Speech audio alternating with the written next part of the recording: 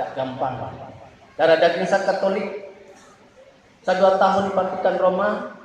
Saya ngambil S1-nya di Jakarta, teologi. Sebenarnya ditempuh 5 tahun, tapi saya tempuh 3 tahun sarjana teologi.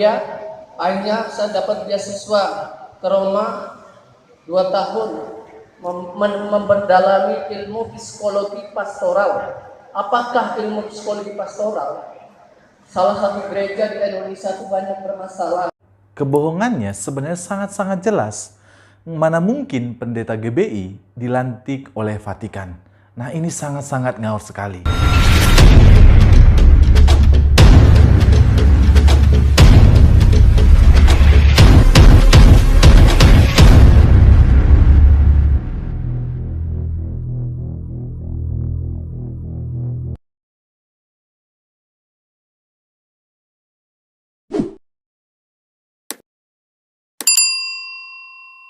Shalom guys, berjumpa kembali dengan saya. Di dalam video kali ini, saya ingin membahas kembali, yaitu beberapa waktu lalu saya bahas, yaitu seorang mualaf yang mengaku mantan pendeta GBI.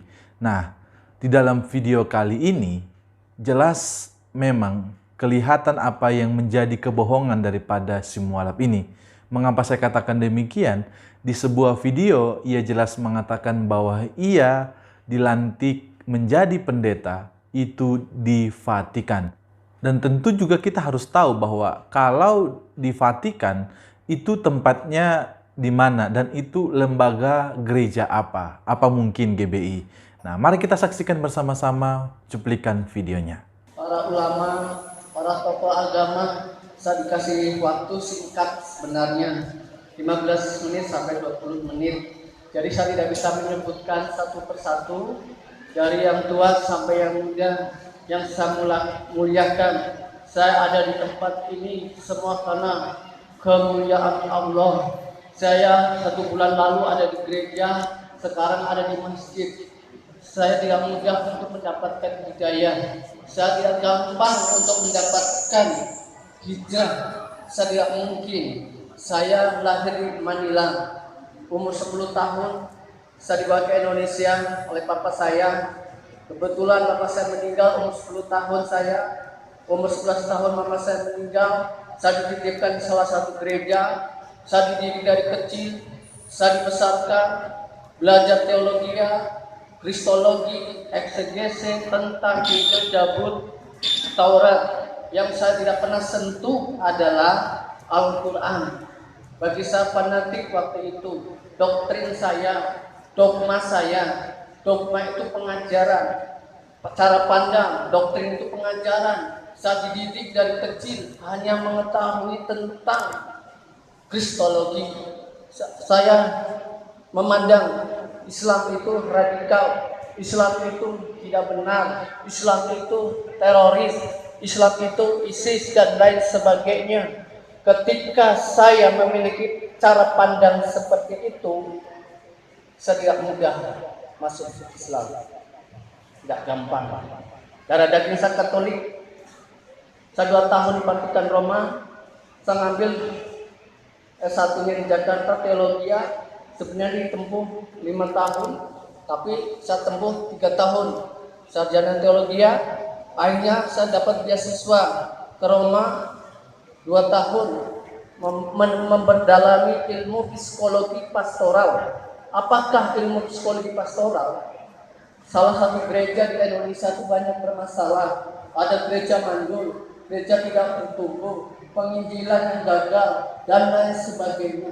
Misi-misi kami dari gereja kami adalah bagaimana mengkristenkan orang sebanyak mungkin, mengumpulkan mereka jadi domba-domba tersesat. Dulu saudaraku itu dianggap domba tersesat. Kita sudah menyaksikan bersama-sama videonya. Nah, jelas di sana kita sudah melihat sebenarnya kebohongan-kebohongan yang disampaikan oleh si mualaf ini yang mengaku mantan pendeta GBI. Maka dari bagian ini kita perlu berhati-hati. Karena apa? Karena jejak digital itu tidak bisa disembunyikan, malah bisa membongkar dan menghancurkan karir seseorang jika ia berbohong dengan sekejap mata. Buktinya apa yang sudah dibangun si mualaf ini melalui channelnya, yaitu Abraham Kefas, seorang mualaf yang mengaku mantan pendeta GBI. Pada bagian ini terbongkar sudah kebohongannya. Sebelum saya membongkar kebohongannya, tentu teman-teman yang saudara saya yang beragama Islam perlu ketahui bahwa saya tidak membenci saudara-saudaraku semua, karena saya membahas video-video para mualaf ini hanya ingin meluruskan apa yang mereka sampaikan yang tidak benar tentang iman kekristenan kami. Karena saya adalah orang Kristen dan saya punya hak meluruskan kalau itu tidak sesuai dengan ajaran kekristenan.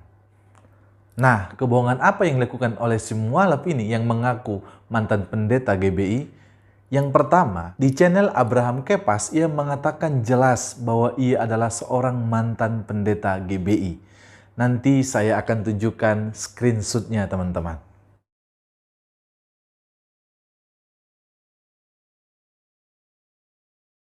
Tidak ada sejarahnya pendeta GBI itu dilantik oleh Vatikan. Ini sebenarnya sangat-sangat ngawur sekali. Dan tentu ini adalah sebuah karangan dari si mualaf ini. Tujuannya apa? Supaya sekali lagi saya katakan ia dianggap orang yang hebat di agamanya yang lama. Yang kedua, teman-teman semua harus juga tahu dan perlu tahu bahwa sekolah teologi Katolik dan juga sekolah teologia atau STT Protestan dan juga karismatik tentu itu ada perbedaannya walaupun sama-sama pengikut Kristus. Nah, bagian ini kita harus garis bawahi. Jangan semua dicampur aduk seperti pecel ataupun gado-gado. Nah, sebenarnya teman-teman, saya kasihan kepada saudara-saudara saya yang beragama Islam. Kalau kita lihat tadi di video itu, banyak sekali orang yang menyaksikan apa yang sedang ia sampaikan.